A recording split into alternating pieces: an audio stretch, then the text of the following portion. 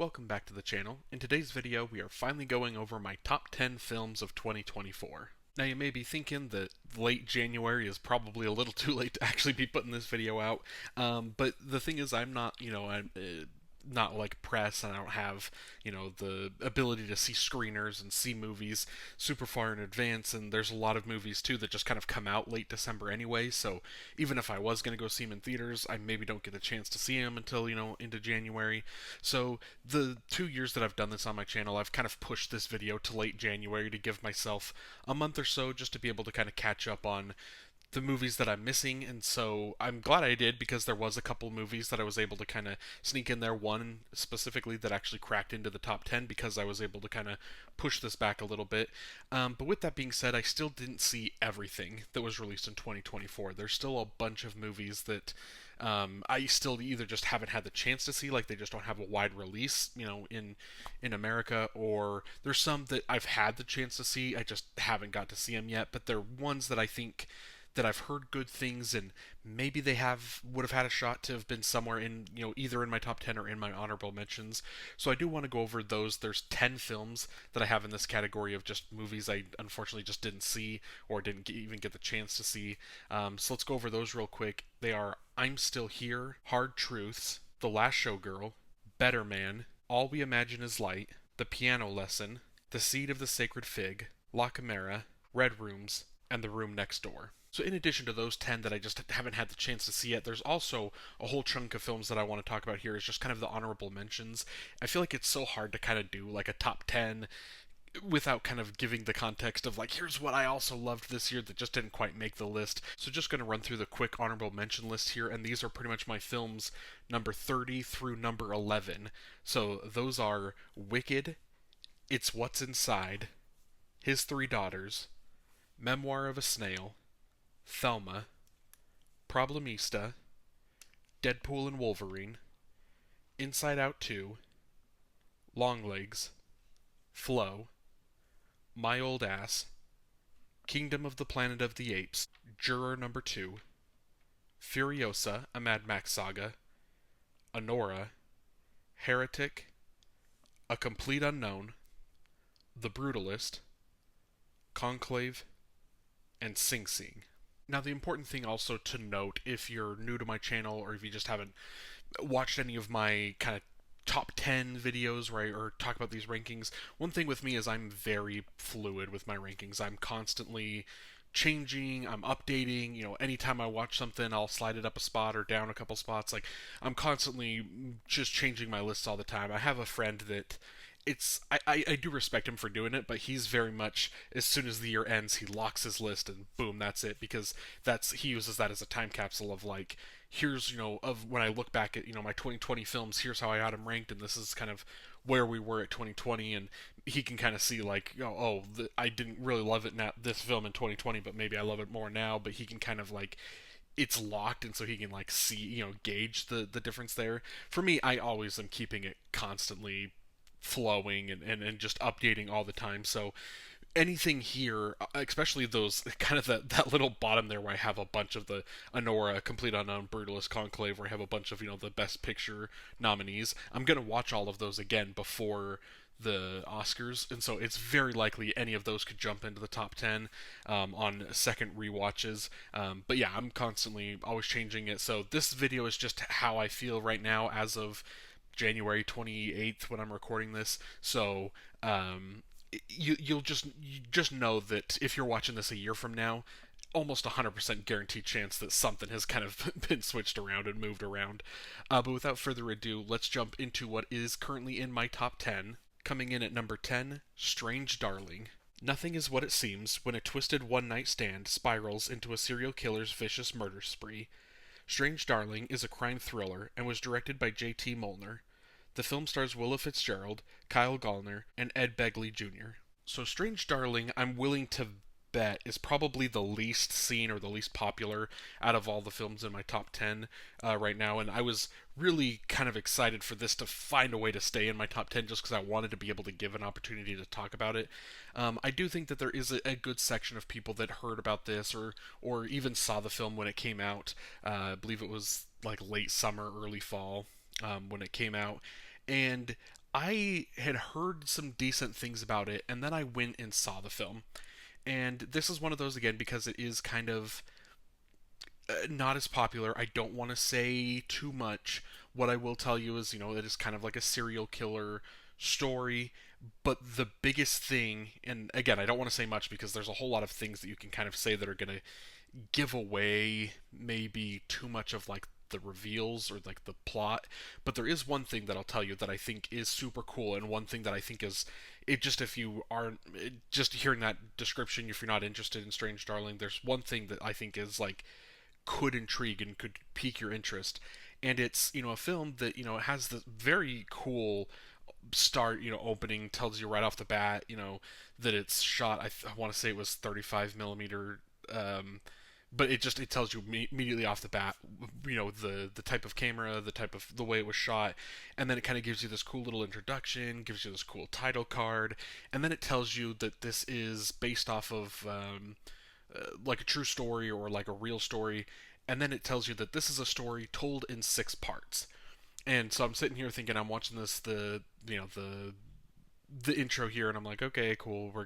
You don't have to tell me it's gonna be 6 parts. I can tell when you give me part one, part two, part three. I'll just know that you're breaking the story up into parts. But it tells you it's a story told in 6 parts, and then it instantly starts with like chapter 4.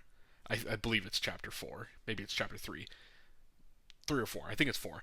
But it just instantly, it kind of just drops you in and says like chapter 4. And so I'm sitting here and I'm like, okay, so it's told in 6 parts. We're starting with part 4, and then it shoots from like part 4, or maybe it is part 3, because I think it goes from part 3 to part 5, back to part 1 to part 6. Like, but it is jumping all around, and it's telling you the story out of order. And the first couple parts where I'm sitting here, it's telling you the story out of order. I'm thinking, what is the purpose of this? Like, why would you do this? Why would you kind of tell your story in this like broken up? Like, it's one thing if if it's Memento, if it's Christopher Nolan, you're telling a story backwards. You're like, I can see kind of the purpose of that. There's maybe something that's happening when you tell the story in reverse. And at first, when I was watching this, I couldn't understand. I just didn't see the value of like breaking your story up like that. And boy, was I wrong, because it's very cool when it's like when you're watching a story in broken up, like told out of order, because it's because from what you're watching from start to finish, you have to just go off of the information you have. So you're watching a scene take place, and you don't have any of the information from what happened in parts 1 and part 2, and you're just watching this take place, and you're like, okay, and you're in your brain, you're having to try and piece together the pieces of what's going on, and you're supposed to say like, okay, I think this is what's happening in the story. And then it's just crazy that with each new thing that comes on, like you're either jumping forward or you're jumping back, and so you're either getting like more confused as to what's going on, or you're getting answers or like clues that are kind of like helping you piece together maybe what's going on. But even still, it's with each new chapter, it's like up until you get to the end, when you get to, I think it goes part 2, part 6, I think is kind of the final 1 2 there at the end. And those are when it finally is revealing everything to you, and all of a sudden you're realizing the story that you thought you were watching, because you were getting fed information in the wrong order. Even though maybe it is a straightforward story, because you're getting fed information in the wrong order, I think it just made a really fun, really cool viewing experience. So I would just recommend that if you're just kind of interested in having a fun story that is just told in such a unique and interesting way, I definitely recommend checking out Strange Darling. Strange Darling is available to rent wherever you rent movies. Coming in at number 9, Hitman. A mild mannered professor, moonlighting as a fake hitman in a police sting, ignites a chain reaction of trouble when he falls for a potential client. Hitman is a comedy romance and was directed by Richard Linklater.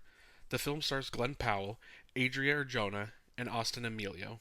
Now, I've talked about Hitman before on this channel, given it a whole kind of big section in my Richard Linklater ranked video, which I'll put the link to that video in the description in case you want to go watch that and see maybe if I say something different in that video than I'm going to say here. But Hitman, really, for me, it was just a super fun experience of a movie, because I had heard so many rave reviews about it coming out of I don't think it wasn't Sundance, but whatever festival it was at last year, South by Southwest maybe, but it was getting so many great reviews and great buzz, and people were talking about it. And then it just kind of didn't get picked up, and no, I remember there was a whole thing of like no one was buying the rights, and so then eventually Netflix got the rights, but they decided to push it until like summer 2024, and so it just completely missed last year or 2023's release schedule. And so it's a film that like so many people had seen almost like a year in advance before the rest of us finally got to see it, and so it was just I'd heard so many great things, and I went into it almost expecting to be let down a little bit by because of like the buzz. And I remember watching it and instantly just not only falling in love with this movie like by itself, but just falling in love with Richard Linklater as a filmmaker as well, to the point that it spawned that whole idea of doing a Richard Linklater, ranked video on my channel, just going through and watching all of his films, which I want to say was 23, 24. Can't remember off the top of my head, but it was a lot of movies in Richard Linklater's filmography, and going through and watching all of those, all the way through like that. It was a really fun journey that, again, just not only did it make me, again, just kind of fall in love with Richard Linklater, but it even made me fall in love with this film a little bit more too, because it's like this is the film that finally got me interested in Richard Linklater. Before seeing this, I'd only seen a couple Richard Linklater movies. It was like Where'd You Go, Bernadette, and Apollo 10 and a half, Space Age Childhood. Those were the only two films of his I'd even seen. I hadn't seen the classics, Boyhood, School of Rock, Dazed and Confused, the Before trilogy. So I knew there were so many movies of his that I was going to love. I just never had given the chance. And Hitman was the film that was so fun. It was so funny. It just gave me like that urge to really kind of finally dive into him as a filmmaker. Again, Hitman, it's a blast. If you haven't seen it, absolutely take the time out, go watch it, because it's one of the funniest movies. It's one of the sexiest movies that I've seen this year. It has just Adria. I'm probably butchering her name, Adria Arjona. She is delightful. She is so great in this movie. The chemistry from, Glenn Powell. This was definitely the year of, or I guess it's been maybe about 2 years now, the 2 years of Glenn Powell. But he's a superstar. He is incredible in this movie. I wish maybe if it wasn't just dumped on Netflix kind of midway through the year, I wish it had more of a theatrical run, because he probably wouldn't have cracked into the Oscars lineup, right? It's not quite that great of a performance, but I think like he could have been a bigger player. He could have gotten into a couple different like precursors. Like his performance is that good that I think it would have nabbed him a little bit more recognition, maybe a win at the Golden Globes, that type of thing. If the rollout I think was a little bit better for Hitman, because again, this is just a phenomenal film. Everything about it is just, I had a blast. It's one of my favorite Richard Linklaters, and it's one of my favorite films of 2024. Hitman is available to stream on Netflix. Coming in at number 8, The Wild Robot. After a shipwreck, an intelligent robot called Roz is stranded on an uninhabited island. To survive the harsh environment, Roz bonds with the island's animals and cares for an orphaned baby goose. The Wild Robot is a sci-fi action and was directed by Chris Sanders. The film stars Lupita Nyong'o, Pedro Pascal, and Kit Connor. Now, The Wild Robot is actually, interestingly enough, you're going to see another video on my channel either late this week or early next week. There I'm going to be talking about The Wild Robot a little bit more, so I don't want to necessarily give too much away, or maybe if I do start rambling here, I'm just going to say the same things probably in that next video. But The Wild Robot is my favorite animated film of 2024, and I'm admittedly I'm bad at like watching animated films and kind of grading them like on it's rare, I should say, that like an animated film cracks my top 10. It happens. Actually, now that I think about it, it probably happens more than I'm giving it credit for, but I feel like I'm a little bit harsher of a critic on animated films than I am on just regular live action movies. But one thing that I can't deny with The Wild Robot was how moved I was emotionally watching this film. I went in after work, one day, just a discount day at the theater, walked in, sat over to the corner by myself, because, it's a bunch of families, and, I'm just the random guy by myself, so I'm sitting as far away from everyone else as I can. And I was just kind of expecting to go in, watch an animated movie, be like, okay, and walk out.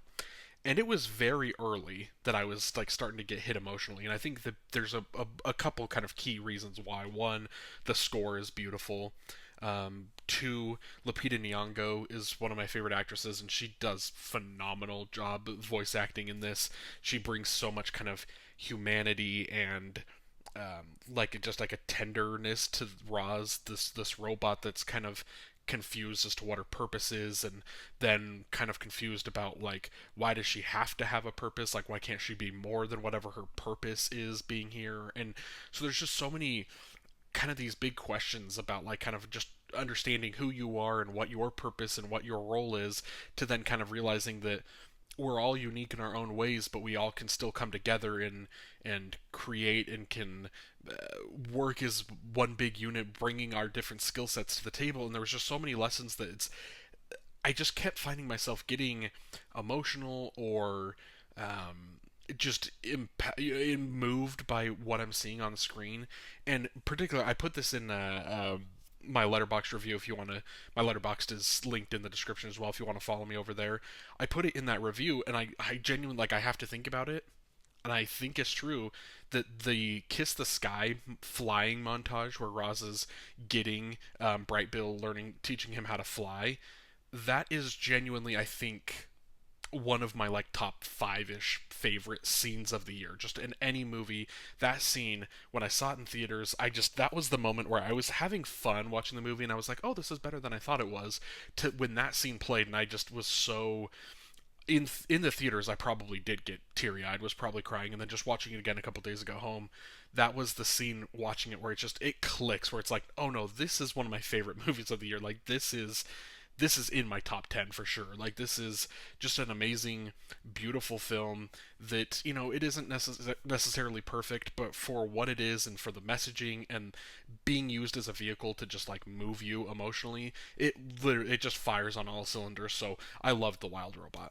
The Wild Robot is available to stream on Peacock. Coming in at number 7, Nickel Boys chronicles the powerful friendship between young black teenagers navigating the harrowing trials of reform school together in Florida.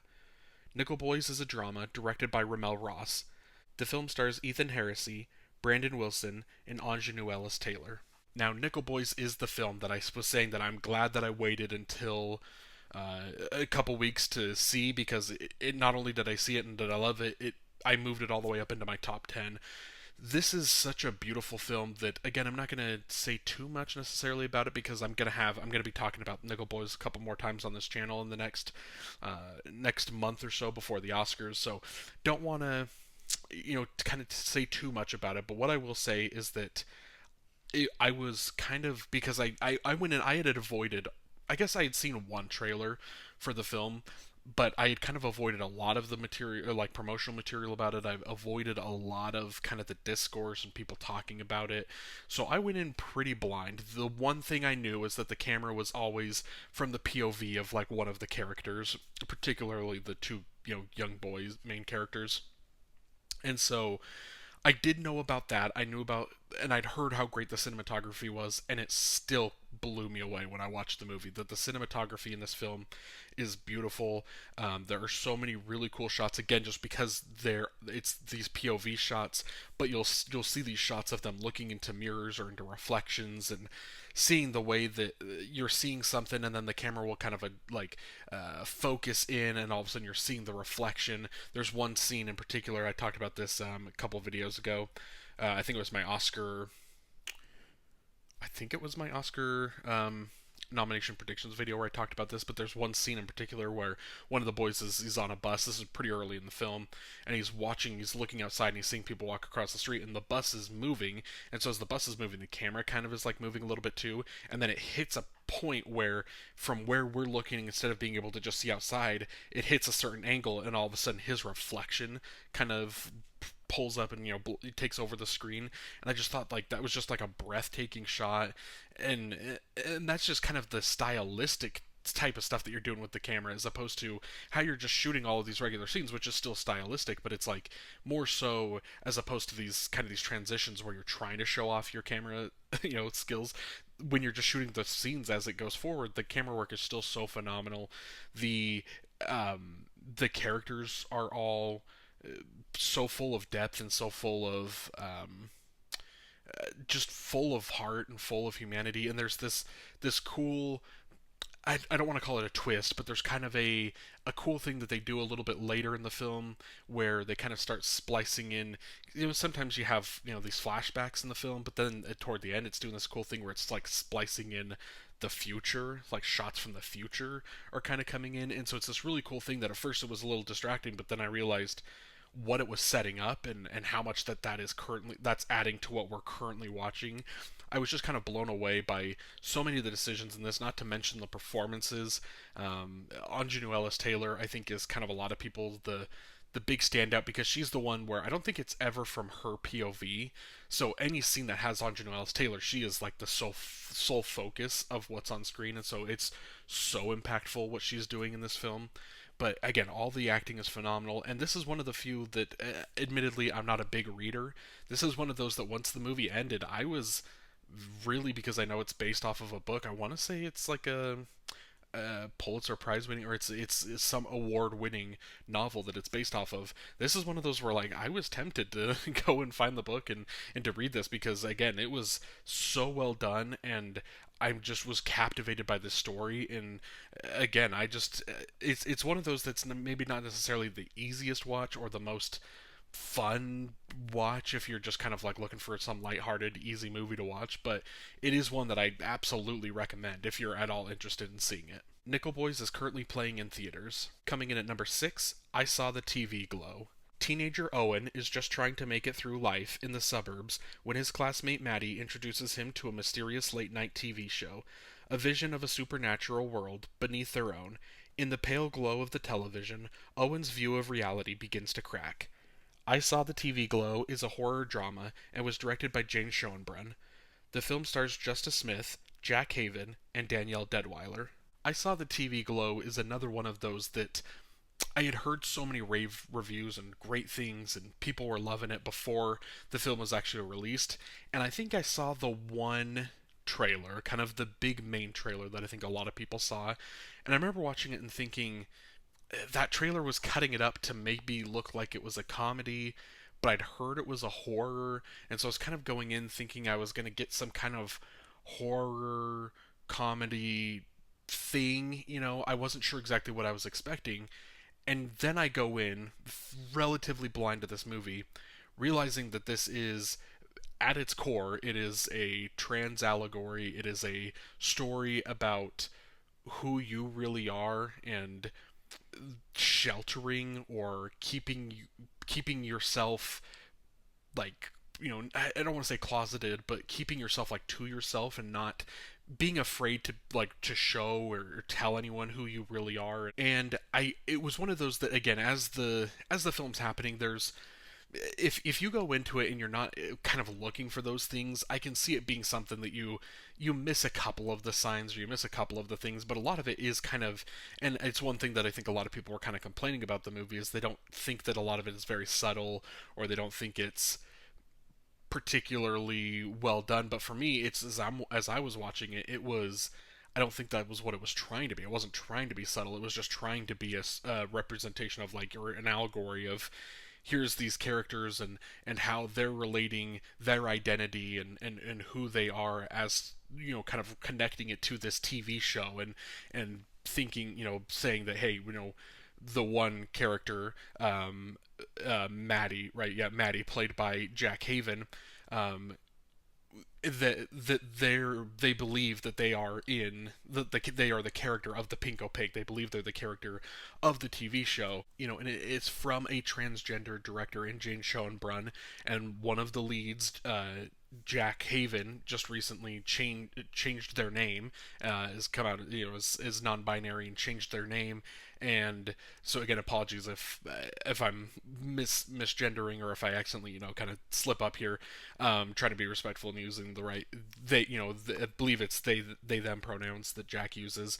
But when you realize that this is a story that is used as this allegory made by people that are like living this experience, that this is especially for Jane Schoenbrunn, that this is a experience that they had of kind of the idea of there's still time, and the idea of it's never too late to kind of be true to yourself and express yourself the way that you want to be expressed, and to again just live your life and live it the way you want to live. There's so many just messages in here that are great when it's if you're just kind of looking at it as surface value, but when you take it like a step further and you realize how personal this is to all of the everyone involved in the film, I think for me it just made it that much more personal and that much more beautiful and haunting, and just a wonderful experience seeing this. And the first time I saw it, I will admit that I was kind of not confused, but just kind of, I guess, maybe overwhelmed a little bit, and was just kind of trying to take it all in, and some of it just didn't really connect or work with me, or I just kind of missed some of the things. But seeing it recently, a couple days ago, a second time, the second time I watched it, so much of it is just was making sense. I was getting what the messaging was, or what the intended purpose of certain scenes were, and the scenes that were emotional just hit even harder on this watch. And I'll say especially because I used to be the biggest, and it's probably unfair, but I used to be the biggest Justice Smith hater. Like, I just did not enjoy Justice Smith in virtually anything that he was in, and a lot of that kind of stemmed from the Jurassic World movies, and then like Detective Pikachu. I just wasn't a big fan of him in that, and I'm trying to think, there was a couple other. I'm trying to blank on what they were, but there was just multiple things with him where I just did not like Justice Smith really as an actor. And then all of a sudden he just went on this string of what was that one movie called with Julianne Moore? Sharper, I think. I could be misremembering the name of that, but he was like, I thought he was good in that, and then I thought he was great in Dungeons and Dragons, and there's something else I'm forgetting, kind of in the middle there, that he was good in, and then all of a sudden it comes to this, to I Saw the TV Glow, and I was blown away. Like, he is phenomenal in this, and he is, especially the last scene is just so heartbreaking, and he just goes to a level that it's like I had not seen Justice Smith reach that level. And it was one of those performances and moments where like I did a 180 on like what I thought of Justice Smith as an actor, to where he's probably one of my favorite actors because of how good he was in this movie and in that one particular scene. The whole film is phenomenal, and I definitely recommend you giving it a shot. I Saw the TV Glow is available to stream on Max. Coming in at number 5, Dune Part 2. Follow the mythic journey of Paul Atreides as he unites with Chani and the Fremen while on a path of revenge against the conspirators who destroyed his family. Facing a choice between the love of his life and the fate of the known universe, Paul endeavors to prevent a terrible future only he can foresee. Dune Part 2 is a sci-fi action and was directed by Denis Villeneuve. The film stars Timothée Chalamet, Zendaya, and Rebecca Ferguson. And admittedly, Dune Part 2 is actually the film on here that I haven't seen in the longest time. Out of everything else here, I've seen them more recently. They're more fresh in my mind. I'm not, what's his name on Twitter? Is it Bats Dune? Is that his name? I'm not him, where, I saw Dune Part 2 50 times in theaters, or whatever he got up to. I only saw it the one time in theaters. I will say I was blown away, and I loved it. I don't want to say a lot more, but I loved it more than Dune, the first Dune, mainly because obviously the first Dune is a whole lot of world building and a whole lot of setup, and then it kind of ends in the middle of the story. Although I do think that it ended in an okay spot where I still felt like I got a good complete story in Dune. But this one was just going to be better because this is the payoff to so many different things that were being set up in the first Dune, and so this is just it was a fun story. It's a great kind of sprawling adventure that goes introduces so many different. I mean, just Austin Butler specifically coming in as. And again, because it's been so long, I'm drawing a blank on like the characters' names, but he comes in as kind of the antagonist. You got Florence Pugh, Christopher Walken. Like, there's so many different actors that come into this second part, and as opposed, as well as bringing back, the Josh Brolin's and the other actors that were in the first movie as well. So it's kind of combining the characters that were still there from the first movie, bringing in all these great new characters, specifically with Austin Butler as the big standout that just adds to this cast. Zendaya gets more than 5 lines or whatever she got in the first movie, but it just expands on this world, and it's kind of the conclusion, or I guess not the conclusion, but kind of the wrap up of the things that were being set up in the first part. And so naturally, it's just, as long as it stays on the same pace, which it did, naturally you're going to like it better because it is kind of the more exciting part of this two-part story. Now, knowing that there is, a Dune Messiah and coming, and I believe, I don't remember exactly, but I want to say there's multiple books. Like, there are so many more stories that can be told in this Dune universe. Obviously, I don't. It sounds like Denis Villeneuve just wants to do Messiah and then he's done. But again, there's so many different stories in this, so there's more that can be told. But for me, Dune Part Two, I think because of you take the original one, two. Dune 1 and Dune Part 2, you take that story, you kind of split it up because Dune Part 2 is the one that is the conclusion or has the more exciting events going on in the story. I think for me that's the reason why I love Dune Part 2 a whole lot more than the first one, and I'm super excited to give it another watch in the next month or so for my Oscars rewatch, because it's definitely been too long since I've seen it, and I'm excited to give it another shot. Dune Part 2 is available to stream on Max and Netflix. Coming in at number 4, Challengers. Tennis player turned coach Tashi has taken her husband, Art, and transformed him into a world famous major champion. To jolt him out of his recent losing streak, she signs him up for a challenger event, close to the lowest level of pro tournament, where he finds himself standing across the net from his former best friend and Tashi's former boyfriend. Challengers is a drama romance and was directed by Luca Guadagnino. The film stars Zendaya, Mike Feist, and Josh O'Connor. And I think I would have to look back at maybe the release schedule and see what actually came out first between Challengers and Dune Part 2. I can't remember off the top of my head. But either way, those were the two earliest movies that I also saw in the year. And so Challengers has been the one where it was like, from when I saw it, put it as my number one movie of the year, and it had the longest, it had a really good run for being my number one movie of the year. It was up there for the longest time. And Challengers is just, it's, I mean, if you've most people have seen Challengers and you understand the travesty that it was, that it just got absolutely blanked by the Academy. It's that good of a film, and I do think that in terms, just give a brief, because I mean, not all, it's weird coming from me where I do so much Oscar related content on my channel, but not all films have to be go back to Oscar success and being that is like a benchmark for how we're viewing these films, right?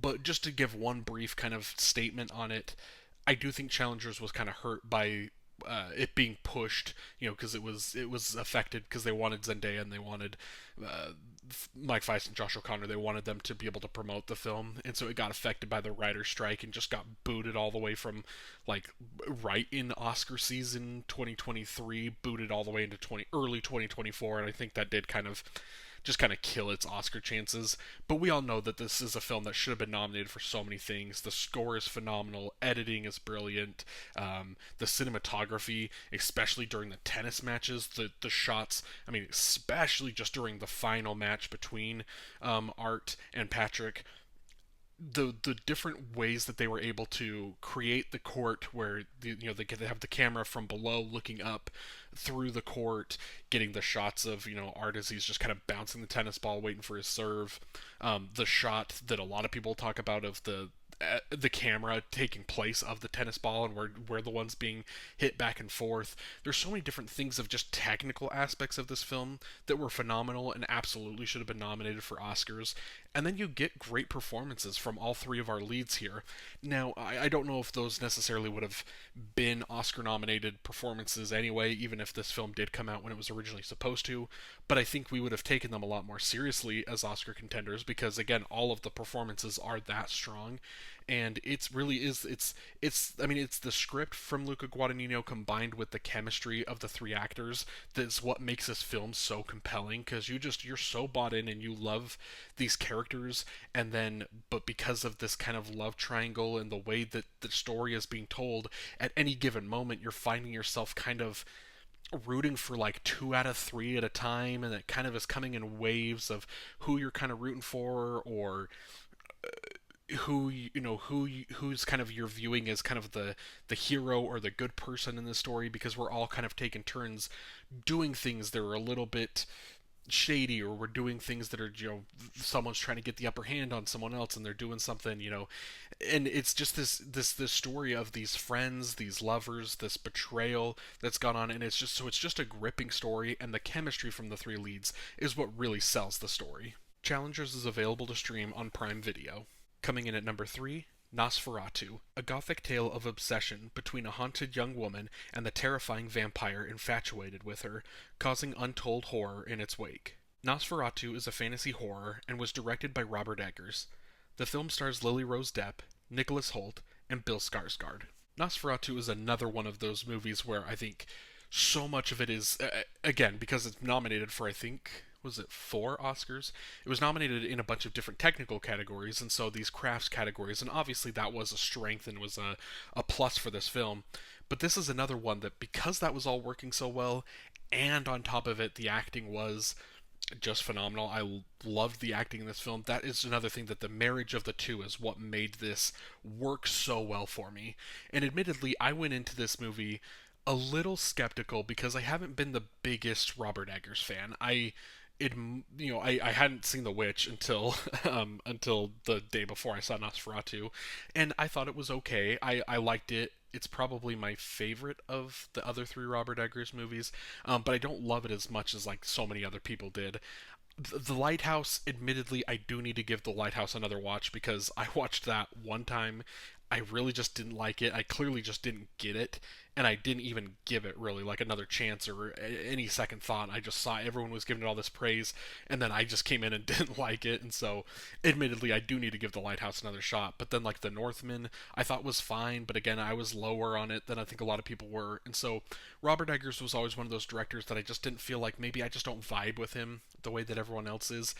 And so then, when just to my shock, when I was watching Nosferatu, I was just blown away, was captivated the entire time.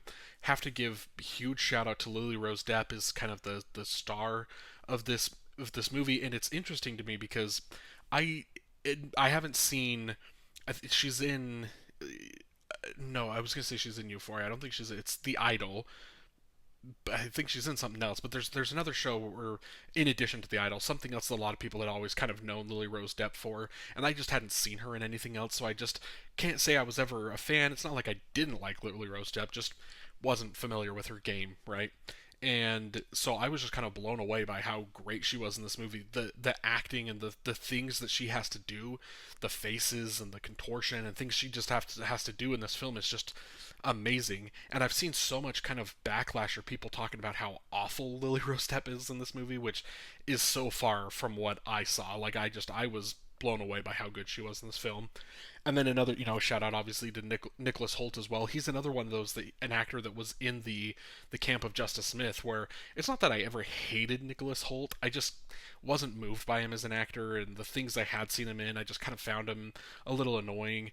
But he's been on a generational run the last 2 years, really. I mean, with The Menu, I guess The Menu was that last year? Was that 2 years ago at this point? But whenever The Menu came out, and then just this last year specifically, he had, I think he was in like 4 different movies, right? Just big, or at least 3, and they were all big, big performances, and he was just really showing off. I mean, between Juror Number 2, between Nosferatu, and The Order is the other one, and which was an okay movie, but he was by far the standout and the best part of that movie.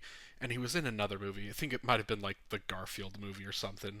He was in some other, like a voice acting role or something, but he had just a big 2024, and every single performance he was delivering, he was phenomenal. And so I've just become such a massive fan of Nicholas Hoult. Bill Skarsgård is obviously phenomenal here in this. He's amazing. Willem Dafoe, didn't even get to mention him. He's great. There's just the acting plus the crafts. Everything is coming together and working so beautifully in Nosferatu. This is the one that I've seen the most recently, and so usually a lot of these films, when I see a movie, I have to either think about it for a while to move it up this high, or I have to see it multiple times and kind of get it to cement its spot. Nosferatu was a one time, instantly, because I believe Yeah, it was New Year's Eve, I think, when I watched Nosferatu.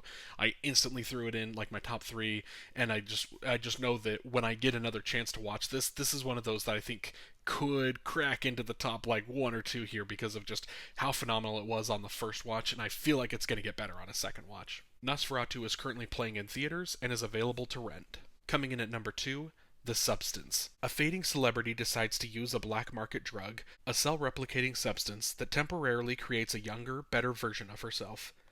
The Substance is a sci fi horror and was directed by Coralie Farjah. The film stars Demi Moore, Margaret Qualley, and Dennis Quaid. The Substance is another film here where we're going to continue to talk about this multiple times the rest of this month on the channel, because it's nominated for 5 Oscars, I believe, and it's one of those that it's gotten a picture, it's gotten director, it's gotten actress, so that it's got a couple tech categories on top of it. So The Substance is one of those that is it's another one that I want to say as little as possible because if you by some chance haven't heard of The Substance, don't really know what it is, I recommend you go in as blind as possible. um, I will say, I guess if you're fine with just watching any type of movie, any sort of genre, go in as blind as possible. If you are a person that maybe there's certain genres you don't necessarily love, I will warn you that this is a body horror movie, and so this is one of those that it's kind of hard to like recommend because it's like for certain friends that I have, I know for sure I can recommend it. Like I dragged one of my buddies to come see it with me because I didn't necessarily know if he would like love the movie, but I knew he's one of those that he's down, he's game for a unique movie that leaves you leaving the theater just going, what the hell, like was that, like what did I just watch? So I knew he would be game for it. But there's a couple other people, these people that I talk movies with or my friends in real life, that I'm like, I don't know if I can necessarily recommend this to you because I don't know how well you're going to respond to a body horror movie. But the thing is, this isn't just some body horror for the sake of it being a body horror. There is a message that's being told, and one critique necessary, one critique that I've seen of this film is it isn't doing it very subtly. It's not like it's some nuanced and very smart film, but it's like I don't think it's trying to be. It's trying to be a campy, fun, like for is I just said that the genre of this was a sci-fi horror. There are so many comedic elements to this. Like it is laugh out loud funny at points, especially the absurdity of the third act as the film kind of is going on. The movie just refuses to end for like 30 straight minutes. You keep thinking you're at the end of the movie. It just never ends, and the absurdity of that is hilarious. So it's this movie that is like very this body horror that has a not so subtle message about specifically about like women in Hollywood and the idea of how Dennis Quaid's character says it, that when you turn 50 it stops, just for women in general, just that it's as if women have this expiration on them once they hit 50 and it's just over. There's just these different messages and this idea that's going on in this story told through this kind of horrific body horror comedy style mashup. There's so many things that are going on that it's just, if you are willing to give this movie a shot, if you're one that isn't necessarily, if you're not squeamish, or you're willing to just give any sort of film a chance and you're willing to sit through some truly insane imagery and scenes and makeup that's going on in this film, if you're able to kind of just sit through that and enjoy it, obviously this is a absolute recommendation, but it's also one of those that it's like you're hesitant to kind of recommend it to your friends, and for that specific reason, because of how unique and weird and hard to recommend it as it is. That's why I think I love the film so much. The Substance is available to stream on Mubi. Coming in at number 1, Dee Dee. In 2008, during the last month of summer before high school begins, an impressionable 13-year-old Taiwanese American boy learns what his family can't teach him: how to skate, how to flirt, and how to love your mom. Dee Dee is a comedy drama and was directed by Sean Wong. The film stars Isaac Wong, Joan Chen, and Shirley Chen. And so far this year, Dee Dee is the only film that, it's the only film I've given a 5-star rating to, regardless, but it's the only one that from when I watched it, I left the theaters 5 stars on Letterboxd, instantly recognized it as my favorite film of the year to that point, and nothing ever passed it. And Dee Dee, it's specifically connects with me because I've come to realize that there is this genre that I am an absolute sucker for, and it's the coming of age story. It's a coming of age movie about, childhood and about growing up as a middle schooler, but it's more so, as opposed to just a coming of age, it's a coming of age for like a childhood I didn't have. So it's kind of like it's this fun experience of being like nostalgic and watching these kids do this thing of being like, the memories of childhood, but it's not the childhood I led. It's not what I was doing when I was that age. So it's something about that experience for me of watching these movies where just that connects on not only just kind of this nostalgia, but it connects for me like on an emotional level of like kind of just like yearning and wanting to relive those days, the good old days, if you will, of this age of adolescence and this age of maturing, and the friends and the trouble you would get in, and the different life lessons and things you were doing based off of the crowds you were hanging out with. Are your friends really your friends? Is this group of people over here that you're spending time with, are these people that you need to be allocating your time to? Just these type of stories, I love them so much. It's coming of age is really just of its own genre. It's just absolutely the genre that I think touches me the most emotionally, and it's the one that makes me just really fall in love with the movie. It's, between this and like Are You There, God? It's Me, Margaret last year, and I mean, what else? Like Eighth Grade and Lady Bird, and I could go on and on. Just any of these coming of age stories.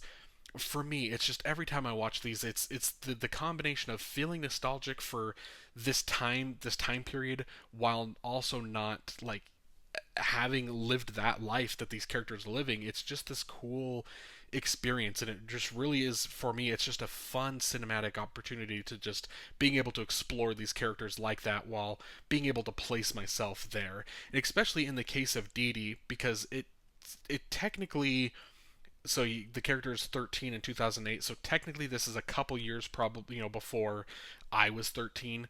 So it's actually, no, this is like right when I was, yeah, this is right when I was 13, actually, now that I'm doing the math and thinking about it. So yeah, I mean, this is the exact era of, this is how old I was like during this movie. These are, so even though necessarily this childhood wasn't the childhood I was living, these moments, or the elements, that the nostalgia that is baked into the film in that way also just works really well for me. And specifically, more so than just the genre of why this movie worked, the movie itself specifically works so well for me because Isaac Wong is great as the lead in this.